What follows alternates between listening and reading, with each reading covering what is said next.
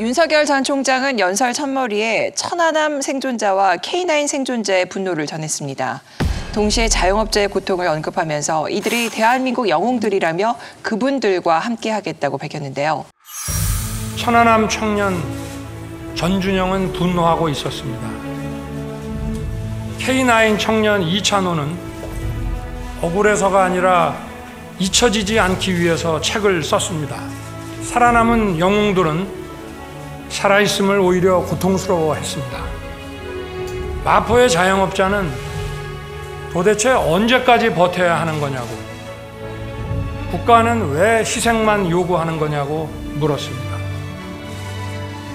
대한민국을 만들고 지킨 영웅들입니다.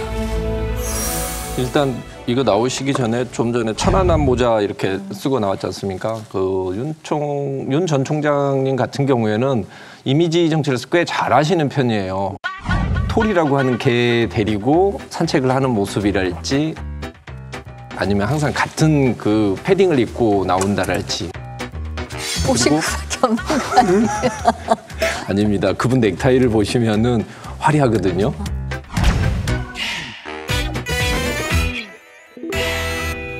근데 그걸 쓰고 나오고 이제 이야기를 했죠. 근데 이 안에 뭐가 있냐면 우리 당 지지자들, 특히 보수층 지지자들 내부에서는 아직까지도 보수 학살자다.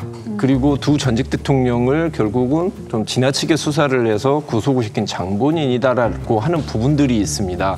그분들에게 가지고 있었던 그런 어떤 그 불안감 자체를 불식시킬 수 있는 가장 좋은 방법이 저는 확고한 안보 의식을 내가 가진 사람이라는 걸 보여주는 거라고 생각을 해요.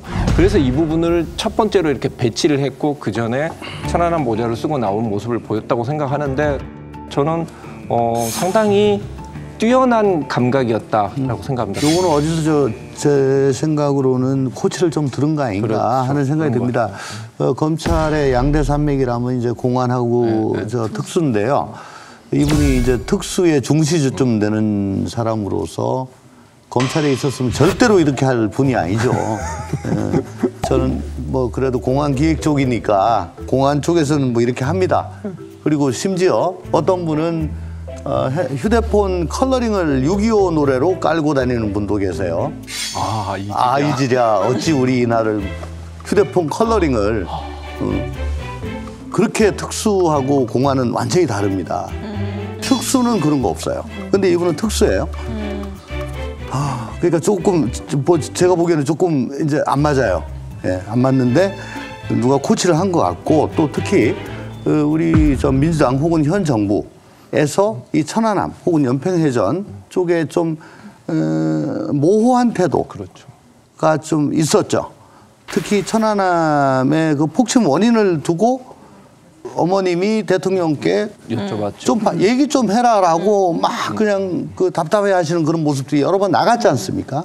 또 최근에는 우리 당의 그 민주당의 상금 부대변인이 또 맞죠. 아주 그 망언을 했죠. 네. 이상한 얘기를 해가지고 또 공분을 불러 일으킨 일이 있고.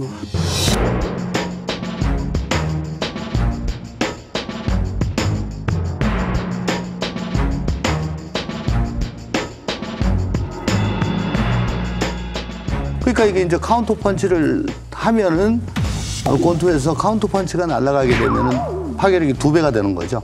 그러니까 레버리지로 활용해가지고 아주 좋은 포인트를 잘 잡은, 코치를 잘 받은 그런 거죠. 이제 이번 연설에서 처음 나온 얘기는 아니고요. 또 산책하면서 모자 쓴 것도 이 현충일이 가까웠을 때 이미 천안함과 관계된 정준영 씨의 인터뷰가 그 당시에 기사에 실리기도 했었는데, 본인은 정치인들을 만나지 않는다고 했고 그동안 안 만나왔다. 그러나 굉장히 진정성 있게 계속해서 얘기를 해왔고, 잠시 왔다 간 것이 아니라 3시간 이상 같이 많은 얘기를 나눴다. 또 그때 내놓았던 메시지가 국가를 위해 헌신한 분들이 분노하지 않는 나라가 되어야 한다라고 하는 메시지를 이미 내놨었고요. 이게 연설문에 갑자기 튀어나온 것은 아니다. 나는 그거는 적절하게 잘 배치를 했다고 나는 생각을 하는데 처음에 어차피 유럽 모국의 달이고 또 천안함 문제는 최근에 이슈가 많이 됐잖아요. 뭐 제조사하느냐 마느냐 그러고 뭐 그러기 때문에 호국이 달에 나라를 지킨 그런 부분에 대해서 먼저 언급하는 거는 난 그건 아주 선언문에 그 치고는 난 잘한 거다 저는 그래 봐요. 천안함 굿즈가 상당히 예뻐요. 그 머그컵이랑 이런 게. 저희 이제 공안 쪽 사람들이 보면은 아이고 하죠 이제 좀 아이고 하죠 이제 좀 아이고 그랬어요. 왜냐면 사실은 이걸로 검사님 따지면 좀 멋으세요. 아니 유승민 전 대표 같은 경우에는 한 번도 동안이랑- 빠진 적이 없어요. 이 행사에. 모든 행사에 다 갔었어요. 다 갔지만은 잘 드러내진 않았었는데 저는 근데 이게 사실은 이 상황에서 본인 입장으로 봤을 때 특히 우리 당 지지자들한테 보내는 메시지로서는 상당히 좋았다고 봅니다. 윤 전 총장의 한일 관계 발언을 두고 조국 전 장관은 윤 전 총장의 역사의식에 경악했다며 비판했는데요. 지금 한일 관계는 뭐 국민 여러분들께서 다 아시겠지만 이제 회복이 불가능할 정도까지 지금 관계가 아주 망가졌습니다. 어떤 그 이념 편향적인 죽창가를 부르다가 지금 여기까지 왔습니다. 그리고 이 정부가 지금 정권 말기에 이걸 어떻게든 또 수습을 해보려고 하는데 이제는 뭐 잘 되지 않는 것 같습니다. 민주당에선 죽창가가 일본에 맞섰던 동학농민군을 위로하는 노래임을 강조하며 친일 발언에 충격적이다, 역사의식이 천박하다는 비판을 쏟아냈습니다. 윤석열 총장의 천박한 역사 애교인식에 유감을 표명하며 특히 민정수석 시절 SNS에 죽창가를 올렸던 조국 전 장관은 죽창가 링크를 다시 공유하며 역사의식에 경악한다고 했습니다. 이낙연 전 대표도 그런 망발을 윤봉길 기념관에서 할 수 있는 무감각이 충격적이라고 가세했습니다. 사실 뭐 노재팬이니 뭐 어쩌니 이런 이야기를 했지만 이번에도 박영선 후보 같은 경우에는 도쿄에 집도 있고 뭐 이랬지 않습니까?